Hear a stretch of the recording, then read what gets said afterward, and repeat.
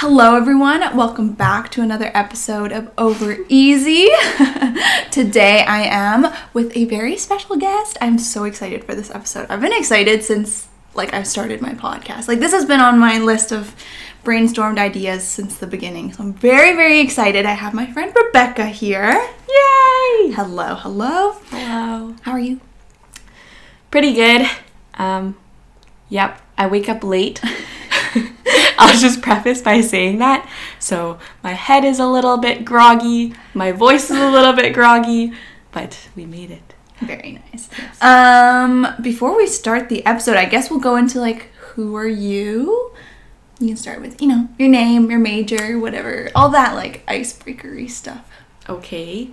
My name is Rebecca and I'm in 4th year kin at UBC. And what else should I say? Fun fact? Your dog? Fun fact? My go-to fun fact. Yeah. My go-to fun fact is that I have a dog. It's a golden retriever and he's very cute. But I get roasted that that's not a fun fact about me a lot. So another fun fact is I have a lot of hobbies, but I don't stick to each of them very closely. I lose, so I don't get really good at one hobby. So that's also a fatal flaw. But I love baking. These days I like plants. I love crafts. I like sewing. So stuff like that. Oh, that's really cool actually. Very nice. And today we're going to have a very special episode. I feel like we've had a conversation like this, but for me, some of my friends, I have very specific purposes. Does that make sense? Some friends are I guess the less close ones are just for fun times, going out to eat or whatever. But Rebecca is one of my friends that is truly teaches me a lot in the context of everything, but also a lot about faith and religion because that's something I'm very interested in learning about. I don't have an next sentence. Yeah, so she's not Christian, but she comes to a lot of Christian events and things with me just because she's curious. And my Christian friends in those circles who are always whoa, it's so cool that Manny comes to these things, because they all assume oh, is she Christian or did she go to church with you? I'm no, she's just really interested. So that's going to be what our episode's going to be about today, talking about religion and faith and Rebecca's experience and stuff like that, because I think it's sometimes if you're not it can be kind of taboo to talk about sometimes religion, sometimes it can come off the wrong way, or if you're not educated about it right, sometimes it's not the best. People don't have the best view of religions, not just Christianity but everything in general. Mm-hmm. But before we begin, we're gonna do a little check-in, a rose, bud, and a thorn. Do you have yours prepared and ready? Mm-hmm. Do you want to start? You can pick one and then I'll share the one. Okay. My rose is yesterday.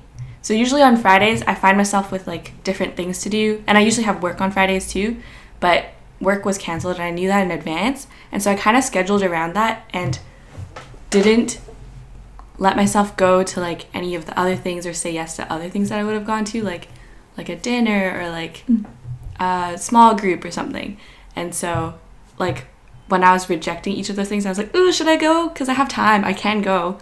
But I'm so happy that I didn't, because I had a self-care day and I just folded all my clothes and put them back and listened to music and watched a drama, and it was just really nice. Oh, that's so nice. Yeah. Oh my gosh. Yesterday I felt so conflicted because you see all your Instagram stories because it's Halloween weekend this weekend and everyone's going out and all that, and I was am I supposed to feel I want to go out too? But then I just really enjoy being home now. I feel I'm very grandma-y. Yes. My brother and I actually have a mutual friend, and we were supposed to go to a party together yesterday night, but then I didn't go and my brother went, and I introduced him to my friend. So that happened too. So I saw the videos, I was but I'm happy I made this decision. Nice. My rose is, I also had a very good week. Just in general, I feel this week was very not stressful for once. I didn't have any midterms this week, so it was my 1 week break because I have a midterm next week again. But I got my finance midterm back and I was very happy with the grade. Ooh. Yeah, it wasn't that good, I guess, but above class average, and I was quite happy with how I did. based on how I left the midterm too, and like how I was studying with it. So I feel really good about that. And I did a ride cycle class this week, and it was very hard, but I'm very proud of myself for going, because usually I like chicken out, and like because you're by yourself, you're like, oh, I don't need to go. But I went, and it was hard, but it was worth it, I would say. And that was on top of the gym? I didn't go to the gym that day, but on top of like going to the gym this week, yes. A very put together week. Thank you. Yep. Would you like to share your bud or your thorn? Oh, okay. My bud, I am excited for. Oh, well, cliche, but I've been excited for it. You didn't let me say that too. I have been excited for this for so long too. Like when she was first starting her podcast, she talked about this. Like she did bring up this topic. Like it was one of the ones that she thought of. And even then I was so excited, but I was also very like worried about like, oh, what should I say? Because as you said, it can be a taboo topic and stuff. And I just don't know. I didn't feel like qualified to talk about it and things. But recently I told her I've been having like thoughts and experiences that made me feel like, oh, I think I'm ready to talk. And so I've been excited but scared about it for a long time. And even right now, I'm excited for the discussion that is coming. So cute. Yay. Cute. What is my bud? I'm also excited for this episode, but also excited for the upcoming holiday season. Yes. Yeah. Referring to Halloween or Christmas? Oh, Christmas. Okay. I've already, pre-booked going to the Christmas market and like the lights, Mandusan lights and stuff like that with Jerry. So I'm very excited because I feel like I really like wholesome events like that. It's just so fun to look at the lights or like go shopping or whatever. It's just very cute, and I'm very excited for this holiday season because I feel like this year we can finally do stuff. Last year it was still like a little iffy. Yeah. But I'm so excited, because for me, like, November 1st is the day you can start listening to Christmas music, like, after Halloween. Yeah. This is a very strict rule you've, followed, and I don't know why. No one is imposing this on you. Every year, you just take your Halloween costume off, and then it's Christmas music time. No gap in between. Yeah, truly. Yeah. Okay. Okay, now Thorn. This one I have ready. So tomorrow is October 31st, and then it is November, and November is the month of my dog's birthday, which is not a good thing because it means he's older. Oh. It actually makes me so sad. No. I hate to think about how he is aging, but we'll celebrate too. How many birthdays has it been with Finn? You're like, how old is he? Yeah, pretty much. That threw me in a loop. He is 9, so... yeah. Or like he's turning 9. Whoa. Wait, did you get him when he was grade 0? 7? When he was 0. Usually you get your puppy like 8 to 12 weeks. I think we got him around 12. Oh. So yeah, I think about that sometimes. Like we counted starting from when he came to our house, I think. But that's not his true birthday then. So he's probably already 9. Oh my gosh. Oh, so like you got him November.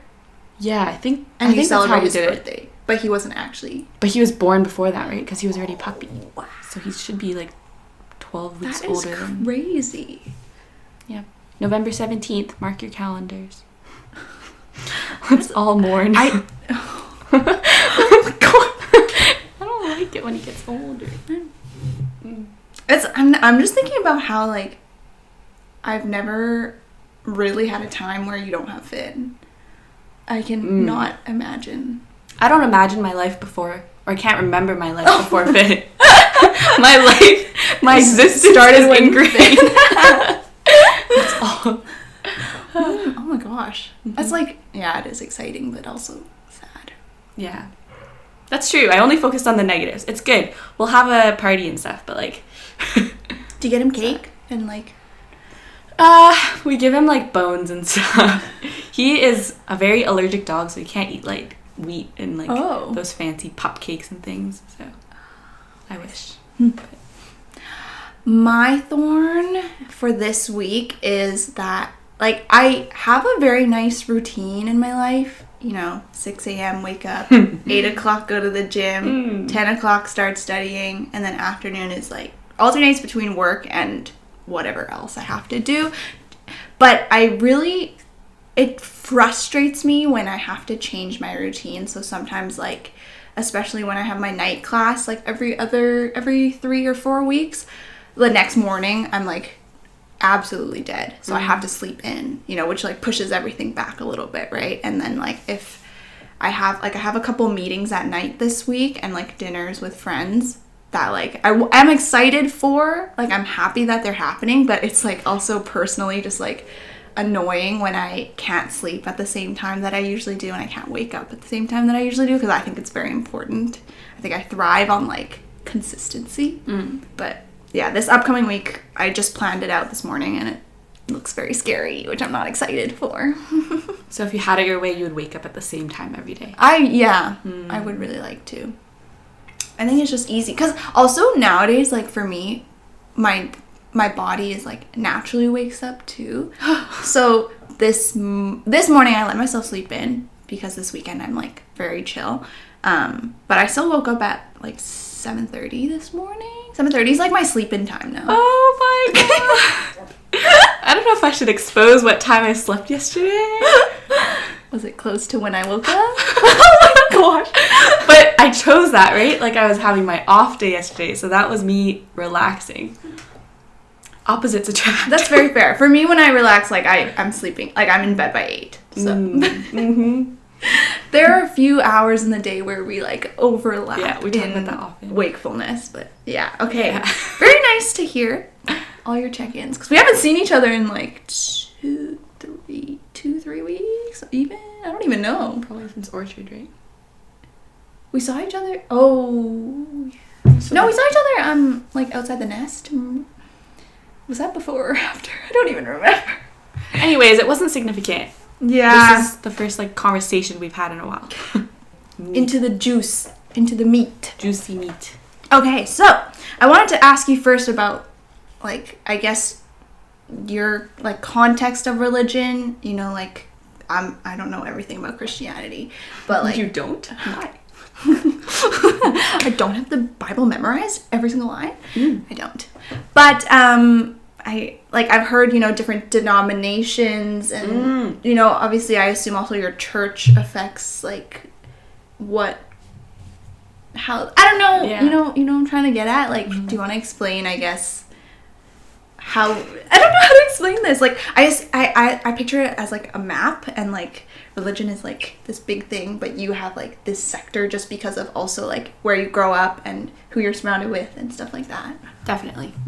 No, that's a good way to put it.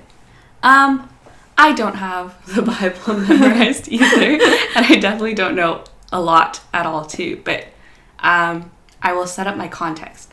So this is a very cliche saying, like, this isn't like an aside, there's this Facebook group, or like multiple, that are like Christian memes and stuff, and it's like these people posting their common experiences growing up in church. So this is like, for example, this is one thing that they would bring up. It's like, I grew up in a Christian household. That is a very like cliche line, but it's true. So I did. And my mom brought me to church since I was young. So my brother and I. But my dad is not Christian. So that's not cliche. Really? Yeah. That's not common. My friend Nicole is the same. She wouldn't mind. But yeah, it's not too common. So, but anyways, I went to church with my mom every Sunday. And then in terms of like denomination stuff, I also don't, there's lots and lots of denominations. So basically it's like within the big broader scope of Christianity, there are many different branches. And so one of them, or like there's, for example, maybe you've heard of like Anglican, or like Presbyterian. But then I didn't even learn this until later, but I'm pretty sure my church is non-denominational, so it's just like it doesn't really it doesn't really fall into one of those. And so each denomination will have its own, like, they could be slight or they could be pretty drastic differences in like how they interpret the Bible and then their faith, but also down to things like ritual, or like practices. Like some of the more traditional ones, they will be like kneeling when they pray and stuff, versus others do not. Mm-hmm. So those are the kind of differences, I think. I see. So that's actually pretty cool. I didn't know your dad wasn't Christian. I thought he would be like a very like. So he's never like gone. Has he ever gone with you guys to like? He comes sometimes for special events because we have like free food and like like Father's Day. He comes every year because there's a free Father's Day gift. And he leaves. But yeah, no, he doesn't. I see. Okay, so interesting. Mm-hmm. So what has like religion, I guess, looked like in tangible ways since you've grown up? So obviously you go to church. So is that like you've been like every week since you were really little? And yeah. Oh my gosh. Every Sunday. I think Sunday school is like what you go to when you're younger. What is that? It's like you'll start with singing, and then it's like a class, but not really. There's like a curriculum and stuff. I guess it is kind of like school because it is called Sunday school. So I think it would be like 9:30 to 11 or something, and then we would like. But it was fun for me because I had friends at church, and so we would just meet up, we'd sing, we'd be like, ew, this is so lame, and then we'd like do our coloring activities, and like when you're younger it's all those kinds of things, and then you get a bit older and then it transitions into like like conversations and like listening to audio and then discussions and stuff. And then when you graduate-ish from high school, then you graduate from the Sunday school program, and then you just go to worship, which is like, for us it used to be 11:15 to 12:30, but then they moved it earlier now. So then we would go to the two things when we were younger, and then when we got older it was just like worship, and that's like the English service with all the adults and stuff downstairs with the pastor preaching and those kinds of things. Yeah, so that was the general structure. And so every Sunday morning until like lunchtime was off limits for me in terms of like hangouts and stuff. Like it was just a given that I'd be going to church. So I guess along with like these tangible things, you know, like your Sundays are totally blocked off and stuff like that, are there other like compromises or like sacrifices that you had to make if you're like devoted to church or like your religion, your faith? In terms of like not just like timing, because those are like material, like tangible things that you have to give up, but I guess in terms of like yourself, like your identity or stuff like that. I think in terms of identity, it's probably hard. It's probably different for someone who became Christian in their life. I know that experience is pretty different. And that's also like, at least in my circles, I haven't met too many people that are that way. It's the common story is like, I grew up in a Christian household. So I think for them, it would be easier to pick out like, oh, since I became Christian, I lost this or I gained this. But down to like things like relationships and stuff, of course, being Christian, or not of course, but like, and this is all of this is pretty, like, different people have different perspectives on it too within Christianity, but then there's of course like sex, those kind of things, marriage, all of those, the ideas around that are quite different from like my friends at school, or like, yeah, like, so partying, drugs, aside from like the typical, oh, don't do that, that's like be good and study well, as just like a non-religious perspective. When you add the religious component, I think there's also sometimes like that is like really bad. Or this is something I've also been conflicted about myself, but sometimes I find that the church like I think they interweave the two too closely. Like, if you do this, it's a sin. Like, if you get bad grades, it's a sin, which is definitely not the case. Like, it's not part of the religion, but I think just as a product of the system and then the way that certain churches are run and like the cultures that are interwoven too, like I think Chinese culture, collaboration with Christian culture is like a very interesting specific niche too. Things like that tend to get like intermixed, and then that's an interesting way to put, like if you imagine as a kid like, oh, if I get bad grades, God will hate me, which is not what we believe, and it's not like true. But yeah, those kinds of things can definitely happen as well. I don't know. That was kind of like so confusing. Wait, I have a question now. So when you like make decisions, this is going to be really broad. So like, yeah, if you like are making a decision, do you have to like, you know, usually people like follow their conscience. So then do people like Christians have their conscience but also like what God would think when they make a decision, if that makes sense? Like, do you have to, or is it supposed to be like this one and the same, you know? So we have like, have you heard of like the Holy Trinity idea? I've heard the name, but I don't really know what it is. Yeah. Okay. I'm also like learning about it too constantly. But so we believe that there's like God the Father, Jesus the Son, and then the Holy Spirit. And then it's a concept that is hard to wrap your head around, but it's like they are all the same entity, and yet they function as different entities at the same time. So God the Father is like the one that's been there from the start, and then he sent Jesus the Son to like save us, and he was in human form. And then the Holy Spirit is what we think of as always being within us. And so kind of I think it's like a parallel to your conscience. So they say that like the Holy Spirit is always within you and like guiding your decisions and stuff too. So I think ideally a Christian would be looking inwardly to the Holy Spirit, which is what we kind of think of as your conscience, to be making decisions. And so obviously there's going to be tension, like where it's like my parents want me to do this, for example, but I think my faith wants me to do this. So there will be clash. But I think the ideal would be if you were able to mix those. It's like when external factors come in, like parents or friends or, yeah, like your responsibilities to other people, etc., that make for interesting life decisions and challenges, in my experience. Interesting. Have you ever been in do you remember any circumstances where you are like stuck and you don't know what to do in terms of like either peer pressure or like family?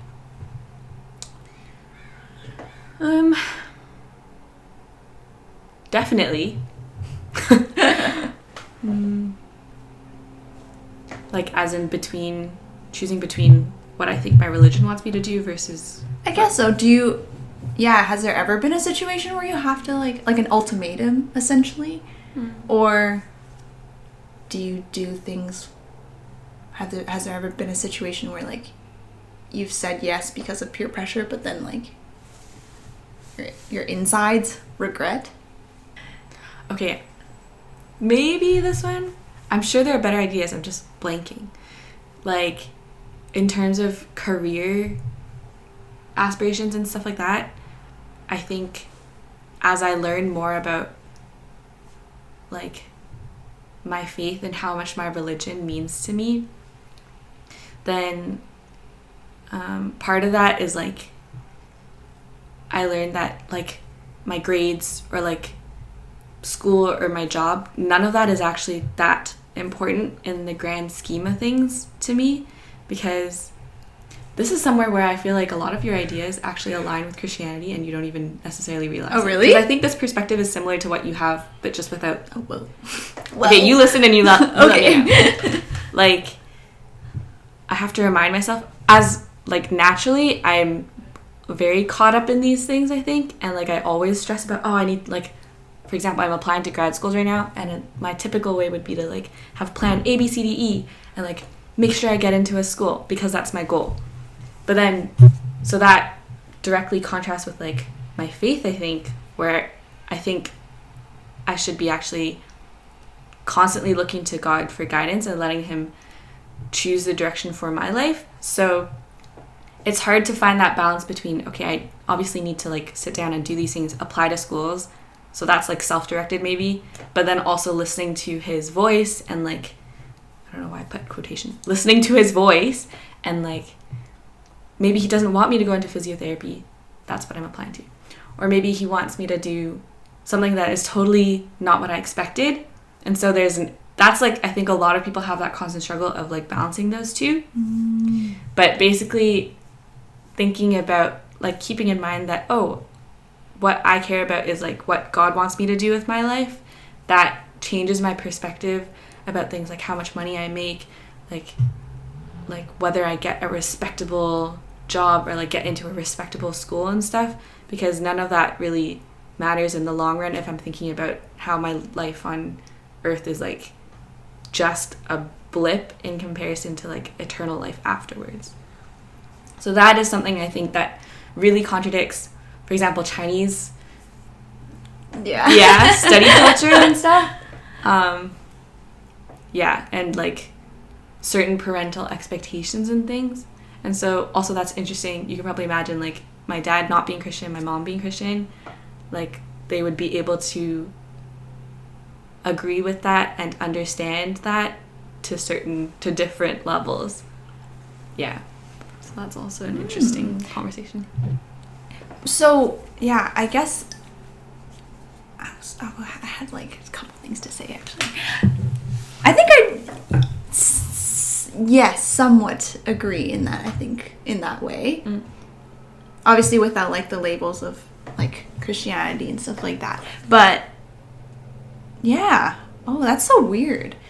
Then that kind of gets into like what the definition of Christianity is, because it's so hard when you feel like you have to have this label.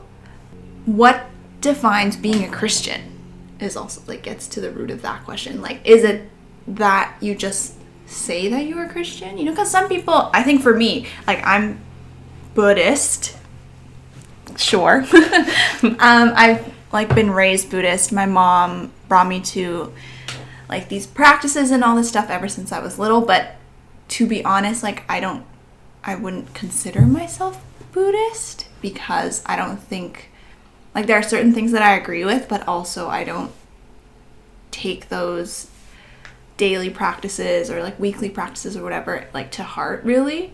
So for Christianity, is there like a definite like, oh, this makes you a Christian and this is not? Because I assume also like there are people who say they're Christian but they don't go to church every week or like. I think the one thing that does and should bind Christians, like different people could say different things, and like, oh, whether you go to church then you're not Christian or whatever. But ultimately, the one thing that I think Christians should believe that makes you Christian is if you believe that Jesus died for your sins and then came to life and is in heaven, and then if we believe that, then you can have eternal life. I think that is the one thing that binds all Christians. And so when it comes down to like the semantics of like, oh, this person doesn't go to church every week, or like this person says they're Christian but like they're off like having sex with their friend, or like with people. Like that would only be for God to decide, first of all.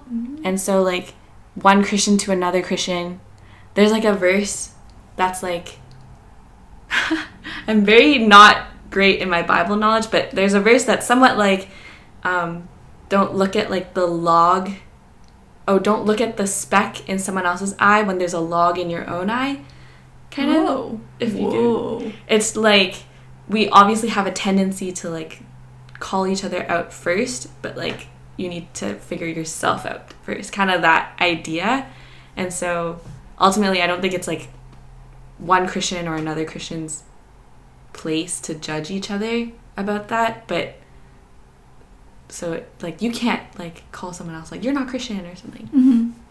Yeah. So my pastor was saying he thinks that there are certain people that are closer than they think to like finding God, and like closer to like finding God than they might even know, because there can be lukewarm Christians, he calls it, that like go through the motions and stuff, but they're not actually challenging their faith and they're not asking questions. So it's not really like a deep faith. Like you can go through the motions and go to Bible school and whatever and be like, oh yeah, like God died for my sins, whatever. But then there are these common taboo questions that keep coming up in Christianity. For example, like, if God loves us so much, then why would he let this happen? Like, why would he let these children die? Why would he let, the Holocaust happen? And so if you're a Christian that shies away from those kinds of questions, then you're not actually really diving deep into what you believe. How can you believe something without, like, really struggling with those questions? It doesn't even mean, like, you have to have a perfect answer, but if you're just avoiding them, then that is what he calls a lukewarm Christian. Versus there are people that are not even religious at all, or they're not Christian at all, or maybe they're Buddhist, but then they're constantly thinking about those questions. And so I have friends that are, like, atheist, or, like, but they have thought about it so much, and they have all these reasons for why they are atheist, that I think my pastor is getting at, like, those people he thinks are actually maybe closer or deeper in their understanding of what, like, life and God and all that stuff means to them, as compared to someone who just takes things at surface level. Ooh. So then there's that, like, are you Christian just because you go to church and stuff? Or maybe someone who's not even Christian at all, but they really think about these things. In that respect, maybe God is, like, maybe they're closer to, they have a better understanding of actually who God is than someone who would call themselves Christian. But who would know what goes on in people's heads? Whoa. Wait, what the? Isn't that interesting? Yeah. This is not even the topic that I, like, yeah. Oh my thought gosh. I was going Yeah, to talk about. Yeah. But, whoa, no, but I'm glad. That's so cool. That's very interesting. Huh. I think you could... It makes me feel better because, like, I've always thought that I have to have, like, a certain label. Like, I can't go into this realm of thinking unless I consider myself, like, a certain religion, if that makes sense. Mm. Like, I always, like, even going to your, like, Bible studies and stuff like that, I wanted to go because I'm very interested in learning, and when I agree, I'm, like, internally, like, am I Christian? Like, what is happening? Like, am I supposed to... It makes me very, like, confused, but that's very, like, I guess, yeah, the labels are always such a social construct, the labels to say I'm this or I'm that, because, like, what's most important, I would say, is, like, how you actually think and your insides, your innards, your guts. Yeah, no, like, if we believe that, because we believe that God can, like, is all-knowing and all-powerful, so he knows everything that we're thinking, and he knows, like, what the rest of our life is going to look like, that kind of stuff. So he literally, beyond what we can fathom, he knows everything. And so why would he care about whether, like, what meaning does it have to him if I'm, like, I am Christian, or, like, I tell people, like, the label I think the label would have no weight to him, versus he knows me through and through, like, my whole character. So I don't need to say a thing, and he already knows, like, who I am. Yeah. And so I think the idea of Christian and, like, the label of that is something, definitely a social construct that we've come up with. And, like, it can help, but it can also harm, like, us when we're trying to figure out, like, oh, what do I believe in, like, self-categorize. But I don't think it's something, like, necessary at all, because even every Christian, there's so much diversity. Just look at the denominations and stuff. And so ultimately, like, I think there's no way for humans to decide this person is Christian, this one's not. So we've kind of covered, your background with religion, and also just the thought process that might happen. We totally went off script. We had a plan, but as always, sometimes it's good to not have a plan so you can go off it. But I wanted to ask about how religion looks like for you now, in terms of the tangible things, what parts of your schedule, like how many hours or whatever. But also, since you're in university now, obviously you have more independence from your parents and stuff like that. Like, do you have more religious time with your friends and your peers, or everything like that? I don't know. Okay. So starting with, my current, like, Christian involvements are church on Sundays, and then Christian club on campus. So that's InterVarsity Christian club. And then in that, I'm an exec. So I'm part of service team And so my job is like putting on the large group events every Thursday. And then actually last year during COVID, I was in that role too, but it looks pretty different now because it's in person. And so one thing, so because it like is in person now, it has been definitely much more of a time commitment than before, but it's also way, way more fulfilling because like you can imagine like talking to people in person and meeting them in person and just being in these experiences all together in person, in the flesh. And also when we're putting on events, we literally come up with the ideas and stuff from scratch. So there's a lot more creativity and like stuff we can do when we're in person. So that's all good. But in terms of how I got involved with InterVarsity, it was because my pastor at church just recommended it. And so I went with some of my church friends, Vicky and Anthony, in first year. And so because I had them going with me, it was much less intimidating because I knew them. But definitely the first few times we went, it was like scary and like, oh my goodness, all these people that are so cool and they were so much older and they were like welcoming us, and we were very babied, but it was like very scary. So I had to stick it out through those first few before I started making connections with the club. And so those first 2 years of my life or my time being in IV, so first and second year, I was like definitely very like a babied person in IV, and then people were like, oh, you're so cute, like you're so precious or whatever. Nathan's gonna watch this, his name, and then he always makes fun of me for calling myself babied, but that is not the point. The point is that in the first 2 years I was like, yeah, definitely in that role, and like it was like everyone was a mentor figure to me. And I almost, now that I think about it now, there were probably moments where it was a bit unhealthy, like I was putting them on a certain pedestal.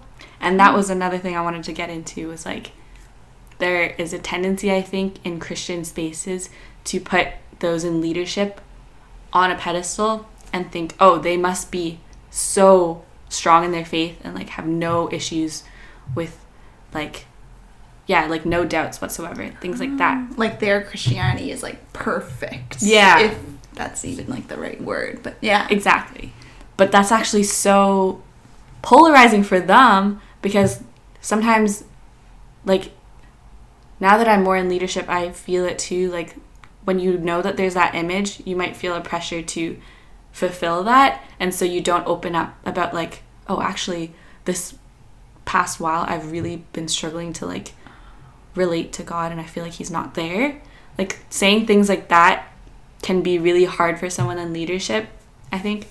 Because, there's often a culture I find in like Christian spaces where it's like the leader is like the one who's preaching at us and like guiding us, so they better be strong in their faith and stuff. And so it creates like not really an open and vulnerable space, because these people look to this person, but this person can't be honest about what they're actually going through. But when they are honest about what they're going through, I think that's really powerful too. Yeah. So that's something that personally, for me, in my role, I've been trying to focus on, like, and I think a lot of my team too, just like being super open. Like, we have a staff person in IV as our club who's like, his job is to work with us, and he's sent from like IV administration, because IV is like an international thing. Oh yeah, I should have explained that. And so like even him and like our president, they will be like honest about, yeah, this week I'm really not feeling it, or like I just keep praying but I feel like you can't hear me, things like that. Like I think that's actually really encouraging in a way for like me to hear and maybe other members to hear, because it's like, okay, it's not just me that has like a sucky faith, like this is a common shared experience and it's a common struggle. That was a tangent, but what are you supposed to do in those situations, like when you feel like you're in like a rut, I guess, with your faith and stuff? Because obviously it is good to hear that like other people go through it and it's not just you, but when you try to solve the issue, I guess, is it mostly like independent, or does that mean like you haven't been going to church enough?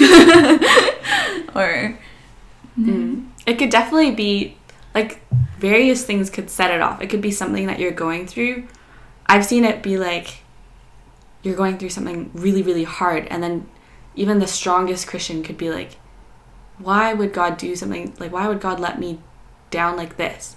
Or why would God let me go through something like this? Or I feel like I'm so close with God, how could you do this? Things like that. Like, even the strongest of Christians could have those thoughts. On the flip side, it could also be that someone's life is going so great, so smooth. And I feel like a lot of my life, my earlier years too, were like that. So I never, only like since coming to university, I feel like my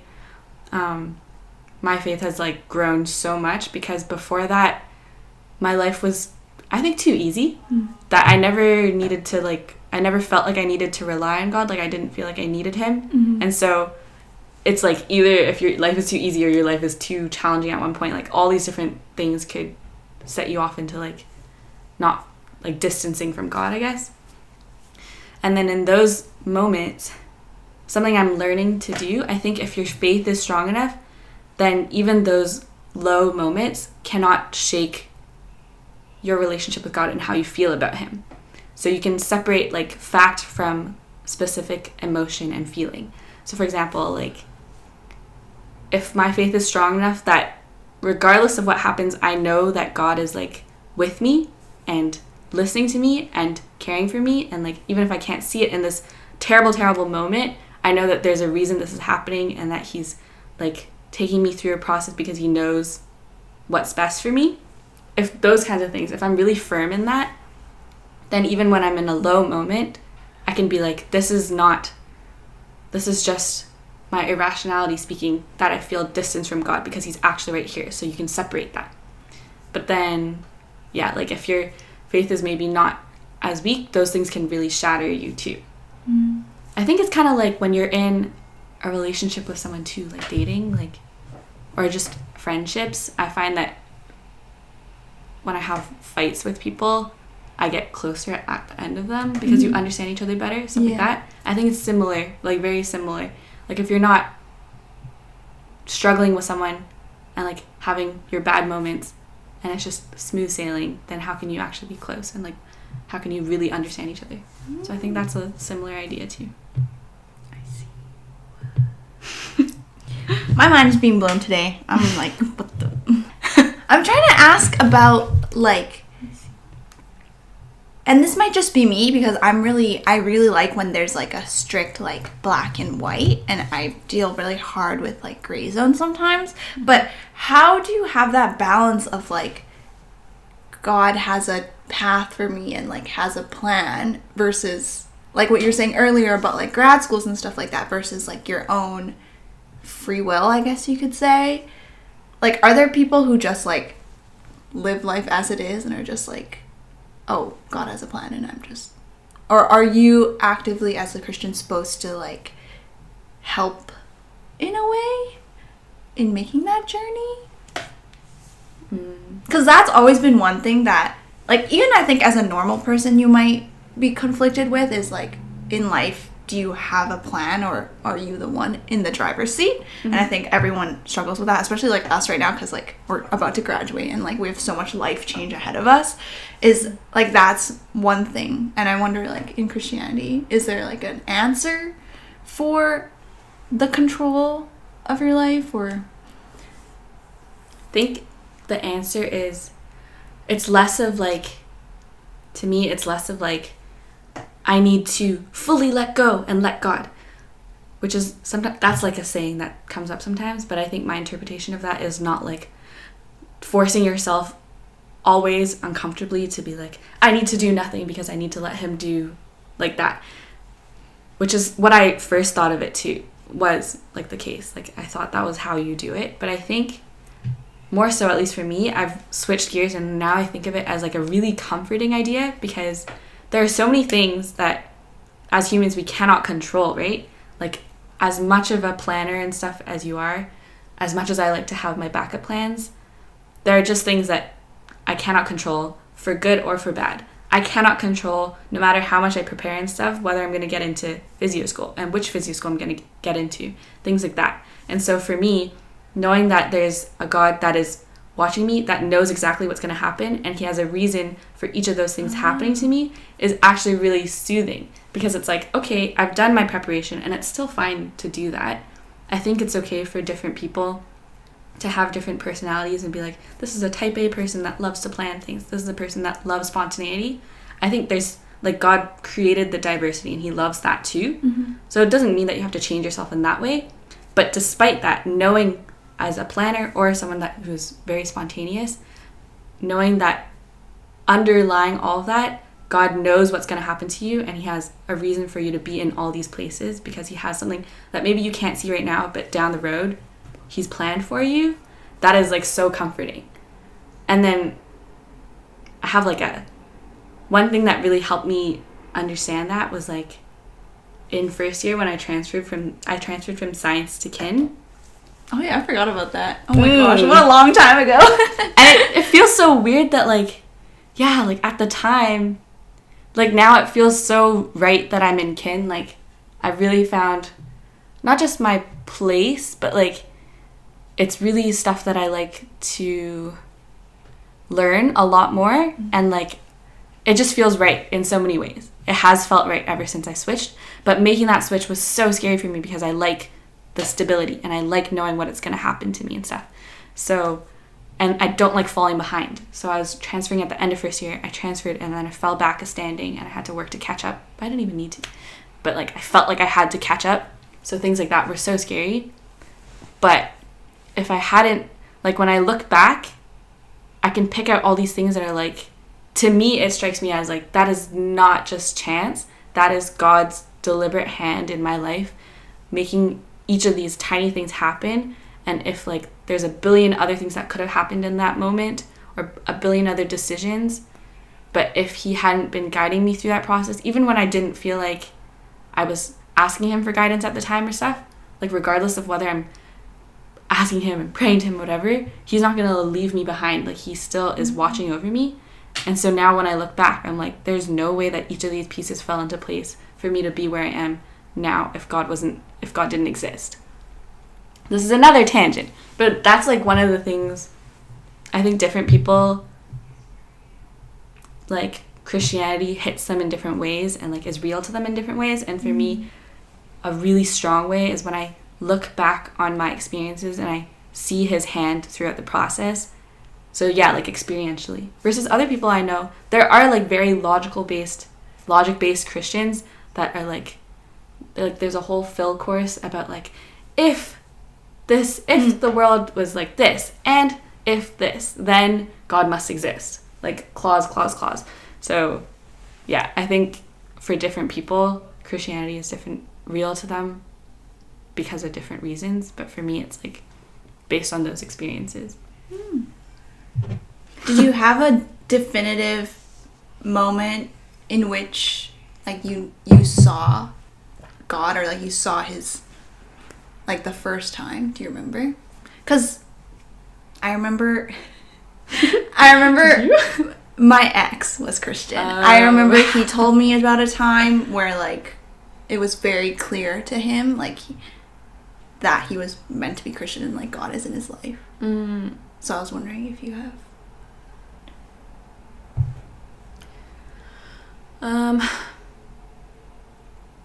No, actually.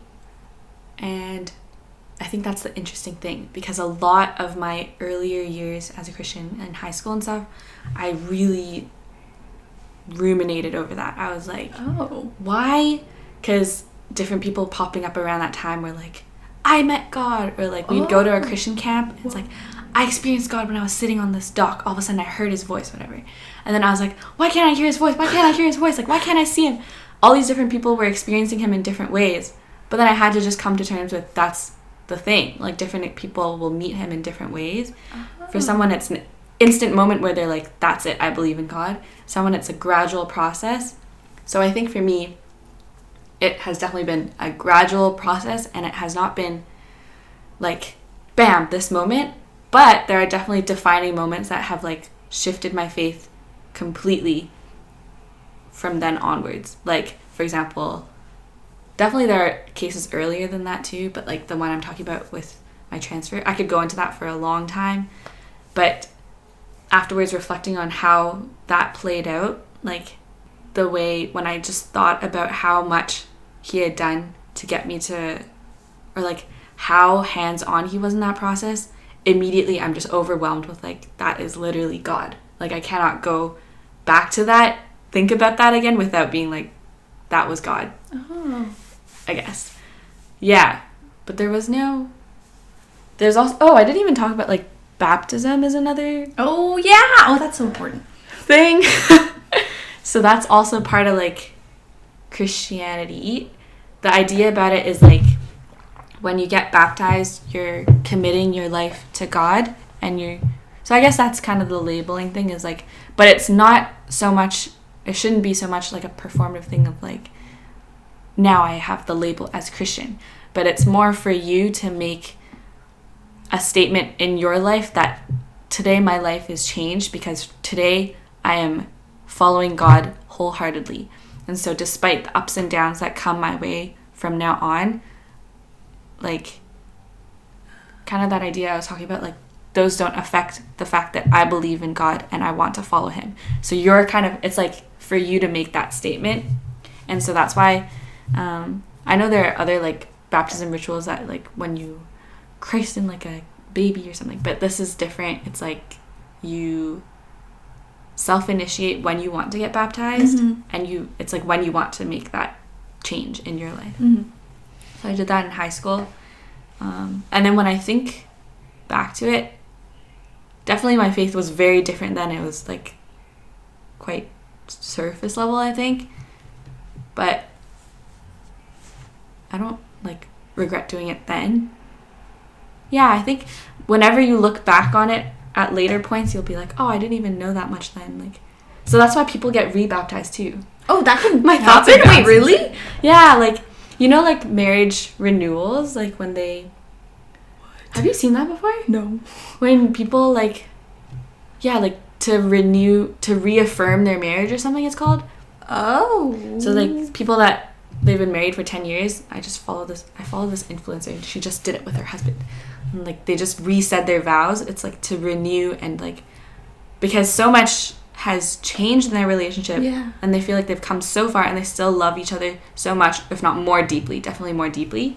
I think it's the same idea. It's like I could think of myself now even maybe like getting rebaptized because I just think that my relationship with God is so different now, and I would want to make that statement because it would have new and different implications for my life now too. So yeah, in that sense, that's baptism. I guess for me. I don't know if that is, I don't know if I didn't know you could get rebaptized. That's very cool.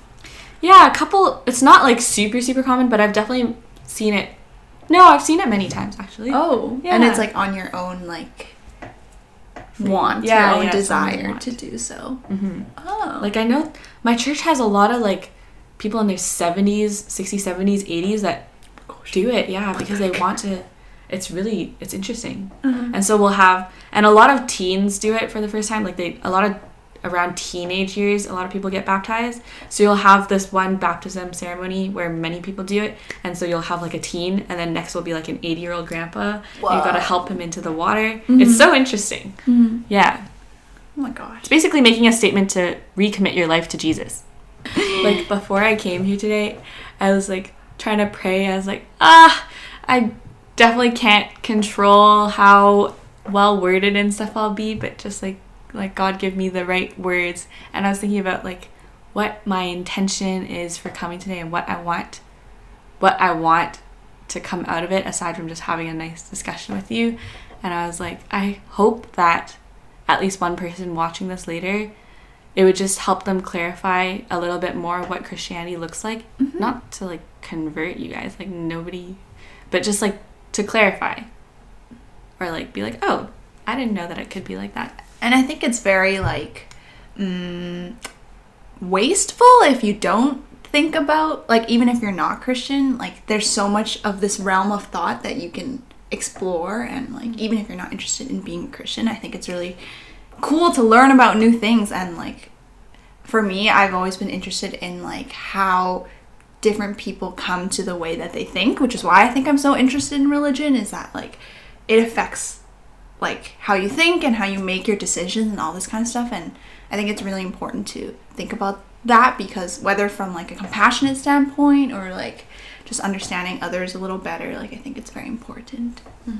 I think it's so cool for helping you find out like the meaning of your life. Like thinking about why you're not Christian, I think is a great thought experiment too. Like you don't have to think about why I should be Christian or whatever. It's like, why don't I believe in Christianity? Because I believe in these things. And then that will set you off. Oh, well, why do I believe this? I think those are all such good parts of an active learning process that I would love. Yeah, I think that's really good. Yeah. Wow. Your homework is to think about those things. Think about what you believe in. Why you don't believe in these different religions or just these different ideas. That's true. Like if you've crossed something off before, like think about, like go back and think about like, why did I do so? Whether it's like because someone else told me or like your own volition or whatever. It helps you learn about yourself.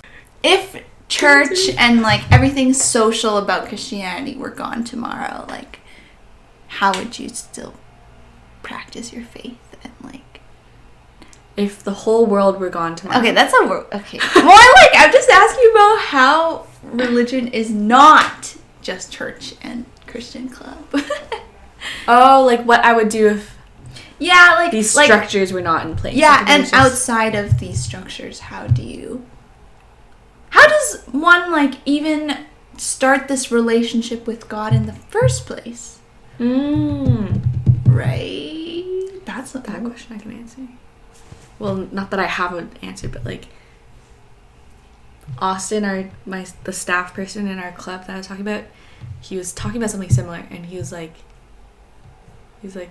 I think you could just ask God, which is like super weird and awkward, strange concept for someone, especially if it's like your first time thinking about these things. But you could just be like, hello God, like I don't know if I believe if you exist or something, but like if you do, I'm wondering what it's like to be in a relationship with you. When he told me that, I was like, that's so weird. I can't imagine like asking God that, but it's true. Like if you're wondering if Christianity exists and stuff, and for me, I believe that God exists, I think that's a great way to like start a conversation with him. You can just think of him, he's definitely like, we think of him as our friend too, for sure. And so even the mundane things you can talk to him about, which is also a concept I learned in university. I always thought, like growing up in church, that, oh, you have to talk like, thank you God, like you are so almighty, whatever, like thank you for doing this, I pray for this, please give us this. So I think in that way I distanced myself from him, because he was such an all-powerful being that I like had to respect like as an authority, which he is very powerful, but at the same time he brings himself to the level where he just wants to have conversations with you and be a friend with you, which is a concept that was very new for me in university. And so like the idea of just being like, hi God, like who are you, and like I'm feeling lonely today, like telling him like random mundane things like that is actually what he really likes to hear, those things too, because I think those are the conversations that help you have like a close relationship. So maybe that's something you could try if we're thinking about how removed of clubs and all these things, if it's just you, how can you start thinking about if God is real? You could just ask him and try talking to him and see how that goes. But for you, what do you do like in your spare time? I make crafts. I play with my dog.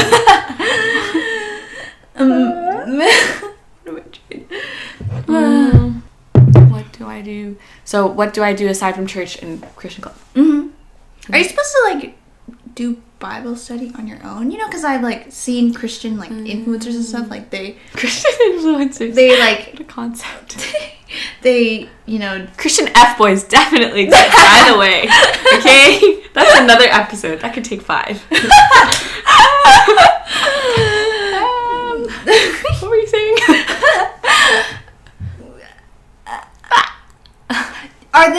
practices that you are supposed to engage in as an individual? Like, aside from, you know, your club did, like, Bible studies and stuff, are you also supposed to do that, like, on your own? Or do people... Okay, now I'm going to sound a little dumb, but, like, what is the Bible really for? Yeah. And that's... You are definitely supposed to... Well, okay, I think the overarching goal is to get closer to God. That's the thing underlying all of this. But people can do it in, like, different ways.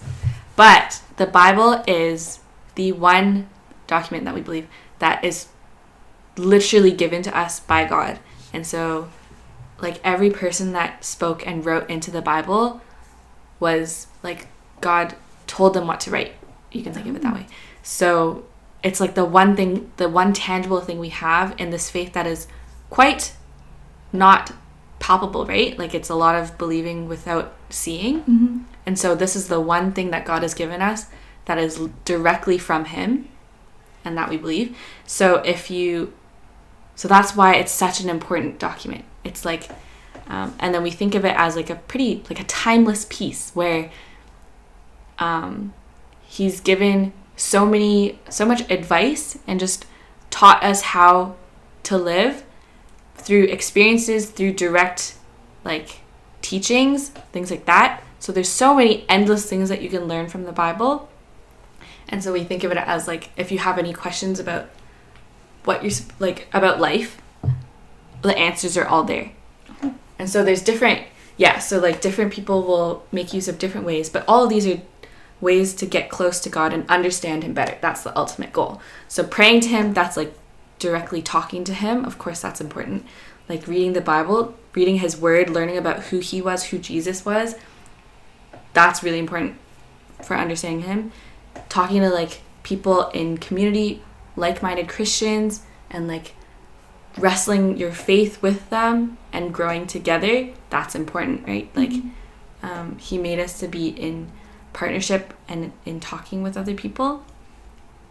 So all these things are, like, different ways, and then different people will get more involved, or different people will feel like they can understand God or feel connected to him through different means.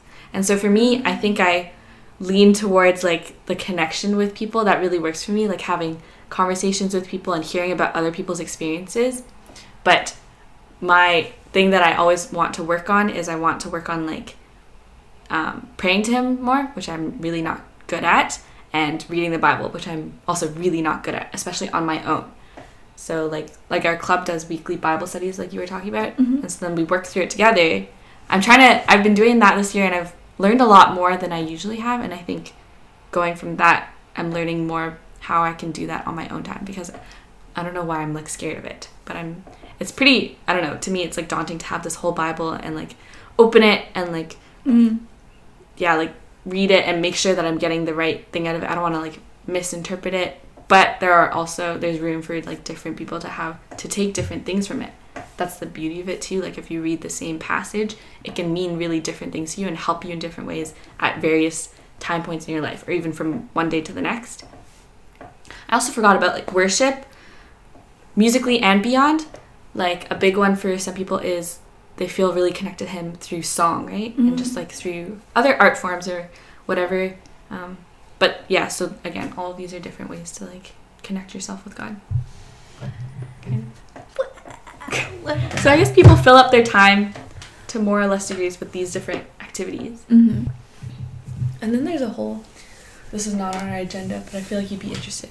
There's a whole other, some people that are really into Bible knowledge and, like, Bible context. They really like to look into the different translations too, because the Bible has many, many different translations. One of the more common ones is NIV, New International Version. So that's more like the standard one that's accepted. But then there's one that, for example, uses more colloquial language, or one that's called King James Version, which is more popular a couple decades ago. Like, it's more Old English. And then there's the Hebrew ones that are much more closely tied to, like, how, like, the languages it was originally written. And so you can imagine that things are lost in translation. And so, like, people who are really into that will love to look at the different versions and compare and be like, in the NIV it says this, but actually that does not encompass at all this Hebrew word or this phrase that has so many other things tied to it. It's like when we speak, like, there are certain words in Cantonese that I just cannot explain in English, kind of like that. Yeah. And then also looking into the context of the time, like, for example, there's this one word that they use a lot in the Bible called, like, Y-O-K-E, like yoke, the yoke of these ox. And then I always read that and I didn't think too much of it, but actually if you think about the context of the time, a yoke is a device that was used to tie two ox together, and then one was like the leading ox and the other one was like the younger ox.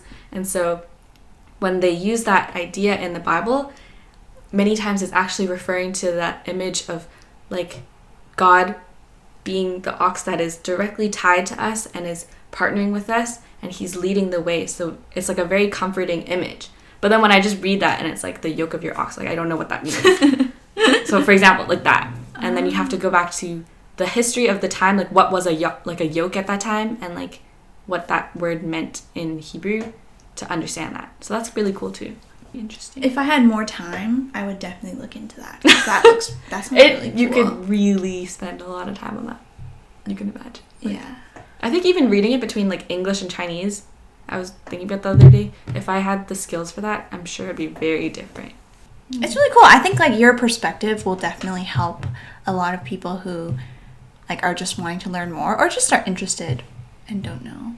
And obviously it's very important to remember that, like, this is one person's perspective and, like, based on area, your upbringing and everything like that, like, it can look so different for someone else. Definitely.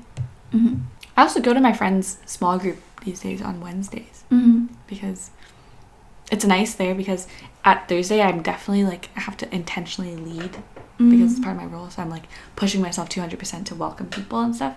But on Wednesday it's nice to become, like, a participant and just enjoy and, like, do the Bible study, and I learned so much. I keep talking about this with people recently, is, like, whether I've ever hid my faith from people. Whoa. That's interesting. Is it? Yeah. Have you? Yes. But just in general, like, yeah, it was like a discussion prompt we had at our event last week. It was like, do you ever hide your faith from people? And my answer is yes. And I still struggle with it. And I think a lot of people do. And then for me, it boils down to two reasons, I think. The first one, this was much more prevalent, like it still is, but this was the main one when I was younger, is I wanted to fit in and be normal. So I didn't want, like, I felt weird telling people, like, or, like, our friends would all want to do, like, play dates on Sundays and stuff, and then they'd be like, oh, Rebecca can't, like, she has church. And then I'd be like, and then I'd feel left out too, and or, like, I just didn't want to be weird. And, like, when we got older and then talking about, like, parties and things, they're like, oh, Rebecca's so, like, good, like, or holy, don't, like, whatever, don't taint her. And I'm like, no, it's fine, let's talk about it, I want to go to the party too. Like, I didn't like that. And I didn't want to be, like, a weird Christian freak, I guess. Oh my gosh. From my perspective. And then I think the second inhibitor that came up when I got older was more understanding how Christianity looks to a lot of different people and how it has played a very different role in different people's lives. And so I feel hesitant to just bring it up or talk about my faith out of context when I don't know what the person I'm talking to, what their relationship with Christianity is like. So, like, because it's so broad, and then there are people who have done horrible things but call themselves Christian and vice versa. Like, it's such a... So by identifying with this religion and this faith and the church, like, I have a responsibility for the things that other people who call themselves Christian have done under the name of Christianity too, if that makes sense. So in those conversations and spaces, like, for example, talking about residential schools, or, like, all the things that like the church has done, I would say as a whole, that have hurt the LGBTQ plus community. That's another place where it's like sometimes I feel badly, or I don't know how much I should say off the bat to someone if I don't know where they're coming from in those conversations, because I know it can hurt them a lot too, or they've been hurt by it in the past. And so just hearing the word, like hearing that someone's Christian can really hurt them or like scare them too. So I think those two things are play into now, even today, why I like, even on my Spotify listening, I've been telling people like I have to push myself consciously to be like, don't turn on private mode, listen to the Christian playlist. And like I recently made my Christian playlist public. I was like press the button. And then the next steps are like some people will put Bible references in their like bios and stuff. I don't know if I do that just aesthetically for me, but like just referencing it in their posts, for example, or just living it out so boldly, that is something I'm still struggling with and working towards too.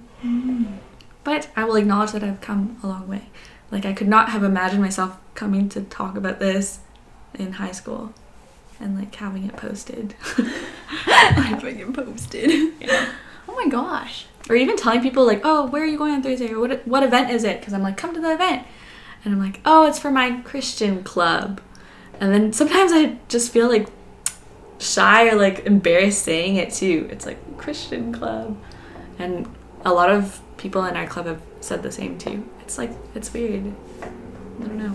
Yeah. I think that also relates to a lot of different things. Like when we hear the word like vegan, you only think of those vegans that are like the vegan teacher on TikTok. Have you seen her? The white lady that's like kind of just not a good like rep. Yeah. Like people just think of those like extremes, but like it's really cool to see how people can balance like their values and their faith, but also like regular life, I guess you could say. Like not the extremes. It's true. And it does span quite a range. There are people like missionaries. My friend's sister and her husband moved to like Asia to a very, I think it's pretty war-torn place, and that's like they literally picked up and left and moved there for good. Like changed their whole life course. And so that's another form, that's like another way that Christianity could look. And so another thing is like I've also felt before, like if I don't do those things, does that make me a bad Christian? Like I'm not like trusting him fully and like completely doing those things. And I don't know if this is a cop-out answer. I guess I'm still thinking about that too. A lot of these things, like I don't know, I'm literally like very, very only scratching the surface of like what it means to be Christian too. But I do think there is like a big importance in living out my religion, and like there's the idea of, even the word missionary is pretty taboo because it has a lot of like I think even for me, like right now I think of like the very stereotypical like think of the people who like knock on your door and just walk up. When I think it was intended to just be like, even if you don't even bring up your religion once, like caring for people from carrying a Christian worldly perspective and using that to channel your love to people and care for people without even having to like, not the focus is not on converting people. The focus is not on like imposing your beliefs on them. Yeah, I think that's where there were issues too. But anyways, I think even in the common workplace, like if I go into physiotherapy and if I'm working one day with like clients and like patients, I can see how maybe I could use that to like have the same idea, like channeling my Christian love into my practice. And my boss at my physio clinic right now is actually Christian too. And then looking at her, I kind of see it in some ways too. Yeah, it's just interesting. But definitely there are much more sacrifices that go into like picking up and moving abroad and fully committing your life to him. So that's like crazy. end on. We're just beginning. Unfortunately, Rebecca has to leave. Yeah. Sucks. Oh, I'm going to another Christian thing. Oh. It's my volunteering with kids. Just so we don't end off so abruptly in our conversations, I figured I forgot to ask our icebreaker questions when we started the episode, so let's just do it now. I mean, there's no point, right? Okay, so my first one is, what is your go-to drink? Non-alcoholic or alcoholic? Just like, I guess you could say both. I would say I'm very indecisive. Currently,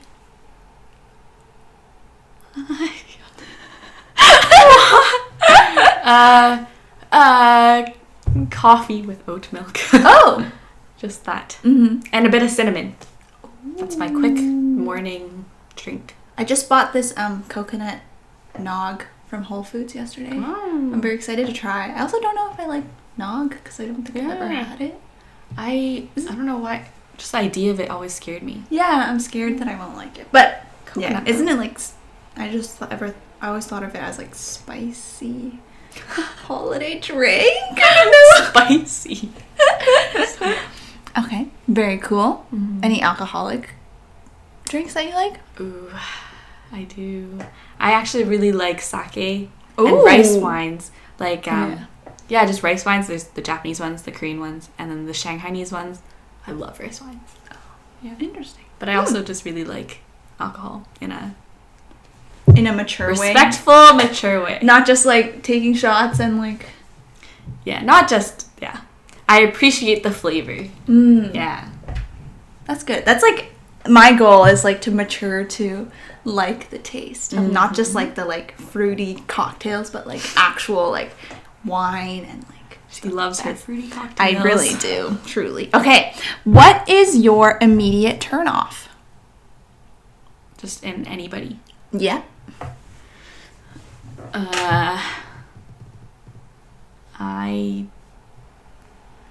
There's many things.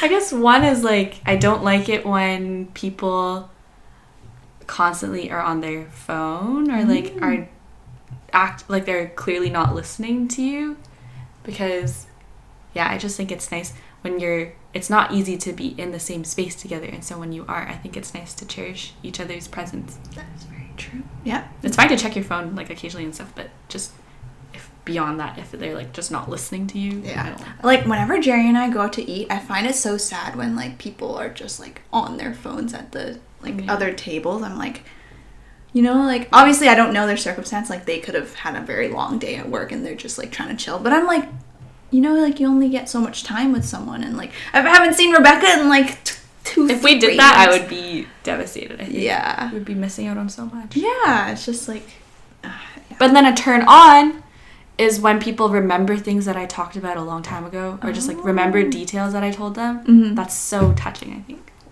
Yeah. And last, what is your goal for the next month? Your number one goal?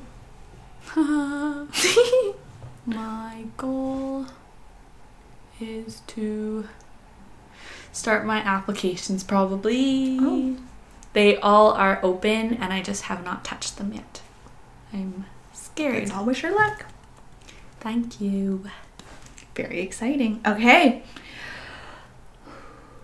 Want to plug your IG? Really?